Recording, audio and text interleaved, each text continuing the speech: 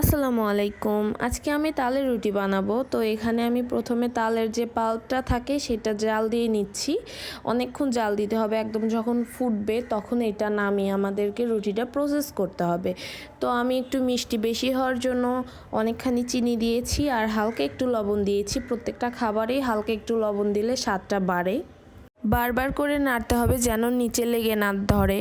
আমি অনেকক্ষণ ধরে নাড়তেছিলাম, পরে আমি ফুটতে শুরু করলে অল্প অল্প করে আটা দিচ্ছিলাম যেন শক্ত না হয় আবার অতিরিক্ত নরম না হয়। আমি আটাটা দিয়ে অনবরত নাড়তেছিলাম যেন মধ্যে কোনো দানাদার অংশ না থাকে। এখানে আমার আটাটা একটু কম হয়ে গিয়েছিল, আমি নাড়তে পারতেছিলাম না। আমি পরে আবার আটা অ্যাড করেছিলাম অনেকখানি, তাও নরম হয়েছিল, আবার আটা অ্যাড করতে হয়েছে আমাকে। অতিরিক্ত গরম থাকার জন্য আমি ঠিকভাবে এটা গোলাতে পারতেছিলাম না, কিন্তু গরম থাকাকালীনই গোলাতে হবে কারণ ঠান্ডা হয়ে গেলে আর গোলানো যাবে না।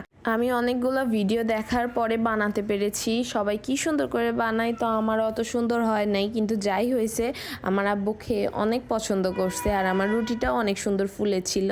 এভাবে আমি কয়েকটা রুটি ভেজে নিয়েছিলাম, তারপরে আমি আব্বুকে সাবুদানার পায়েস আর সুজির সাথে পরিবেশন করেছিলাম। আজকে এই পর্যন্তই, আল্লাহ হাফেজ।